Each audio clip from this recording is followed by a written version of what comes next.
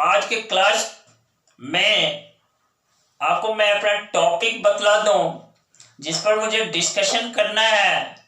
वह टॉपिक जो है वेक्टर अलजेब्रा है, जिसको वेक्टर एनालिसिस भी लोग कह देते हैं, हिंदी में सदिश विश्लेषण कहते हैं।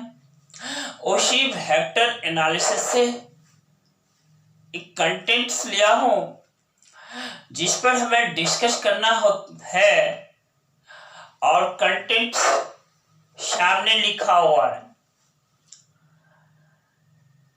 अब देखो क्या लिखा हुआ है, गौर करना। क्वेश्चन को ढंग से यानी क्लियरली उसको पढ़ने का काम करना है पहले। उसी में उसका आंसर भी छुपा होता है। बहुत सारे क्वेश्चन ऐसे होते हैं और उसी से उसके आंसर को खोज निकालना है। यह आपका देखो मल्टीपल चॉइस क्वेश्चंस है जिसमें एक करेक्ट ऑप्शन है। उस करेक्ट ऑप्शन को इस ABCD 4 ऑप्शन से सेलेक्ट कर लेना है।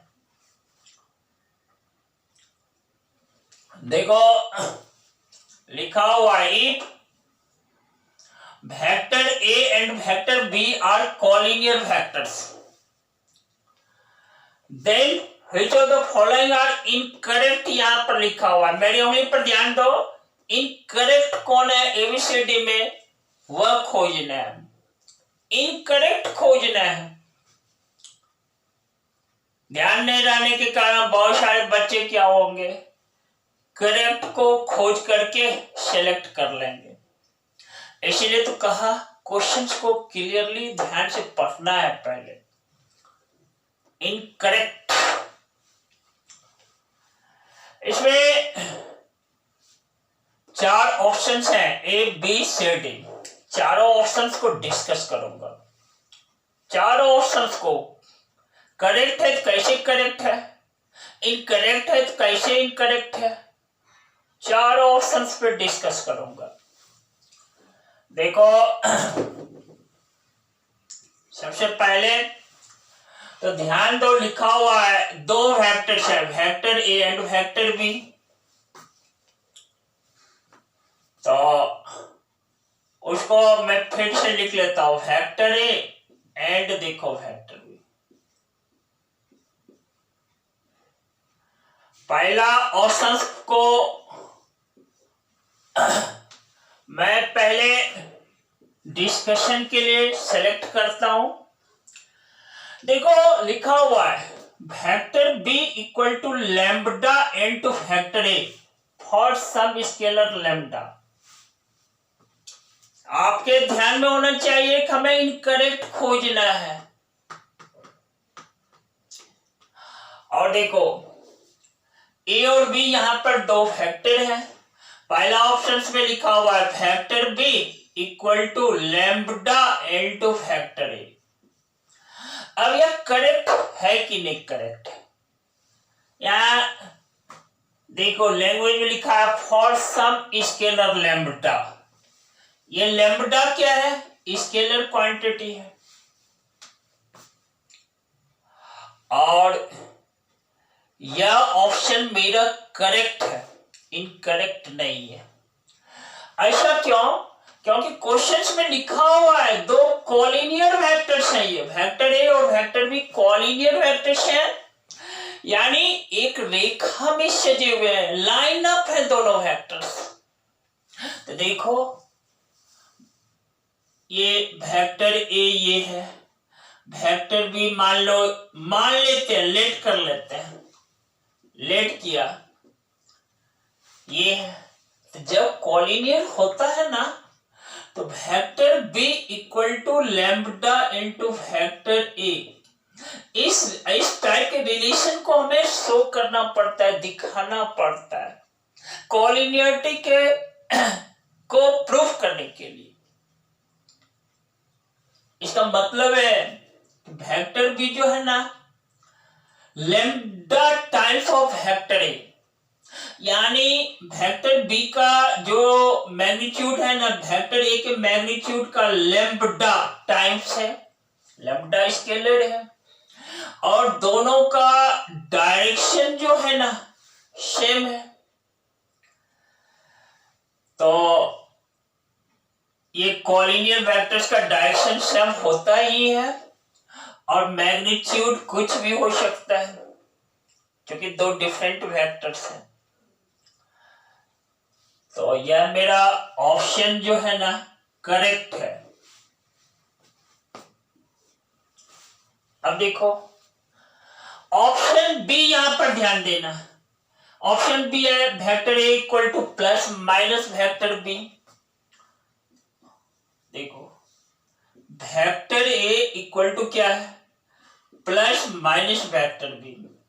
बच्चों क्योंकि दो vectors A and B collinear है, हम यह भी रिलेशन दिखा सकते हैं vector B equal to lambda into vector A, जो कि लिखा है, या vector A equal to mu into vector B. यहां म्यू क्या है, यहां भी वह लैम्बडा की तरह स्केलर क्वांटिटी है। अब देखो म्यू चूंकि स्केलर है, तो म्यू का मान प्लस माइनस 1 भी हो सकता है। तो इस तरह से यदि इस रिलेशन में, ऊपर वाले रिलेशन में, या यहीं पर देखो म्यू का मान प्लस माइनस 1 हम रख दें, तो वेक्टर ए इक्वल टू देखो प्लस माइनस वेक्टर बी, यह सही है, यह ऑप्शन सही है। फिर मैं ध्यान दिला देता हूं, हमें गलत खोजना है, इनकरेक्ट कौन है वह सर्च करना है, खोजना है।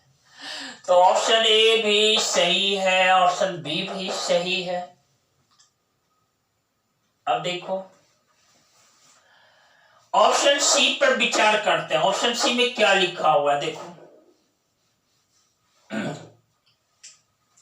the respective components of vector A and vector B are proportional। यानी दो वेक्टर्स कॉलिनियर है ना, तो उसके रिस्पेक्टिव कंपोनेंट्स जो होते हैं ना वह प्रोपोर्शनल होते हैं। ऑप्शन सी यह कहता है। यह बात सही है। कैसे सही है, मैं एक एग्जांपल देकर आपको दिखाता हूं। देखो वेक्टर बी देखो, क्योंकि कॉलिनियर है ना, मैं यहां लिया 2i plus 3j plus 4k लिया, लेट किया। अपने से मैं एग्जांपल देता हूं। देखो वेक्टर ए, यहां पर 4i प्लस 6j प्लस देखो 8k, तो मैं लिख सकता हूं यहां पर वेक्टर ए इक्वल टू देखो 2 इंटू वेक्टर बी। ध्यान रखना ये जो वेक्टर बी है ना, इसमें ये जो 2 स्केलर क्वांटिटी है, 2 से मल्टीप्लाई कर डालोगे ना तो वेक्टर ए दे देता है। यह रिलेशन स्टेब्लिश्ड हो जाता है,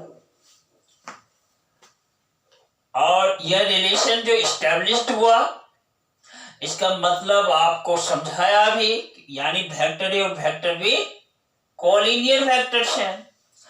अब देखो रिलेशन स्टैब्लिश्ड हो गया, वेक्टर्स कॉलिनियर भी हैं, तो देखो ये आई जे और के का जो कंपोनेंट्स है, respective components, that means I का रिस्पेक्टिव कंपोनेंट 2 देखो 2/4, जे का देखो क्या है 3/6, के का देखो रिस्पेक्टिव कंपोनेंट्स 4/8, डिवीजन के रूप में लिया।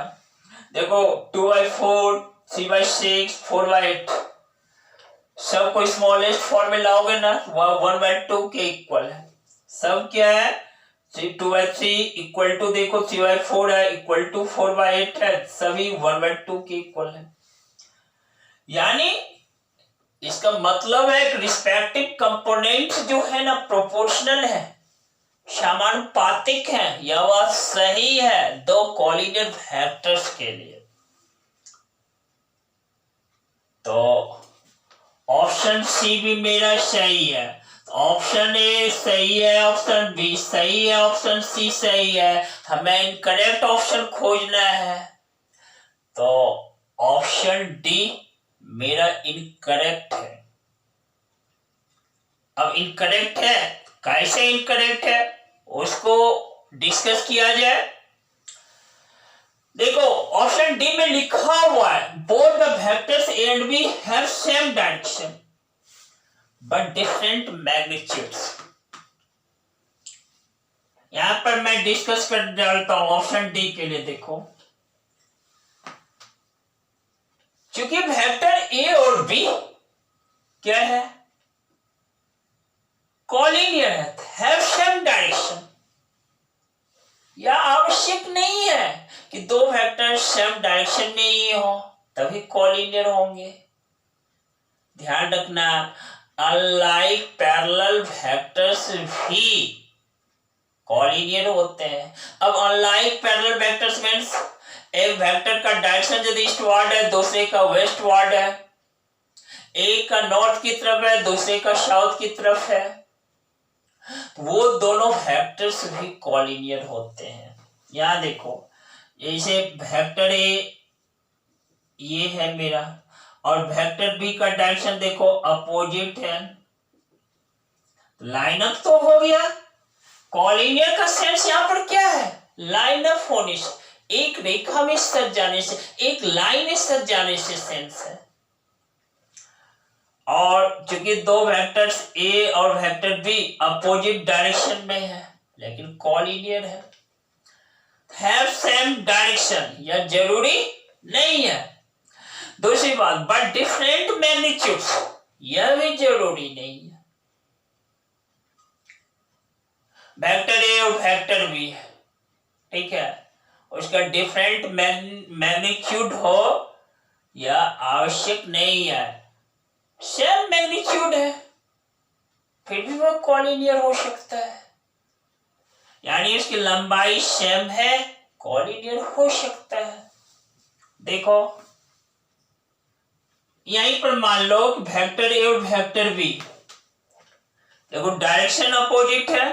वेक्टर ए का डायरेक्शन ध्यान देना from this point two this point है, वेक्टर बी का डायरेक्शन देखो हियर टू देयर, उंगली पर नजर डालो, अपोजिट डायरेक्शन है।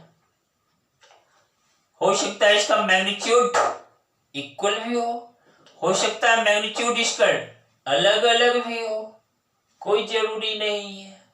तो इस तरह से मेरा गलत क्या है, ऑप्शन डी जो है ना बच्चों गलत है, हमें इनकरेक्ट ही खोजना है।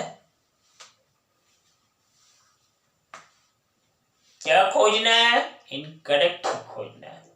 तो मेरा ऑप्शन डी आंसर ही लिख देता हूं, ऑप्शन डी। ध्यान से क्लियरली इस वीडियो को देखना, आपको बहुत फायदा पहुंचाएगा। विद्यार्थियों सफलता का कोई सीक्रेट फॉर्मूला नहीं होता है, सीक्रेट कोई गुप्त फॉर्मूला नहीं होता है, कुछ नहीं, बल्कि वह आपकी तैयारी, आपकी मेहनत, आपकी लगन से ही प्राप्त होता है और आपके नाकामियों से सीखने से ही प्राप्त होता है। पहले और सफल हुए, क्या गलती किया वहां पर उसको सीखे, सुधार के फिर आगे बढ़े, ऐसा करने पर ही हम सफल होते हैं। तो इसीलिए तो कहा कोई सीक्रेट फॉर्मूला इसके लिए नहीं है। बच्चों अपने आप को पॉजिटिव सोच के साथ बनाए रखना, वह पॉजिटिव सोच आपके एनर्जी लेवल को बिल्डअप रखेगा और आप एनर्जी लेवल से बिल्डअप है ना, मजबूत हैं, आप काम करने से नहीं पीछे हटेंगे। और जब आप पीछे नहीं हटेंगे किसी काम करने से, वह आपको सफल बनाएगा। समझ रहे हैं ना? इसी के साथ मैं फिर आऊंगा, अगले क्लास में आऊंगा और नया कंसेप्ट डालूंगा। कंसेप्ट नया इसलिए कि क्वेश्चंस नए होंगे, अलग अलग क्वेश्चंस, अलग अलग कंसेप्ट अप्लाई होता है, और वही सीखते सीखते आप अच्छे बनते हैं। प्रैक्टिस अपने साथ बनाए रखना, प्रैक्टिस परफेक्शन देता है, तभी तो आप सफलता के करीब होते हैं। Lots of thanks, very good.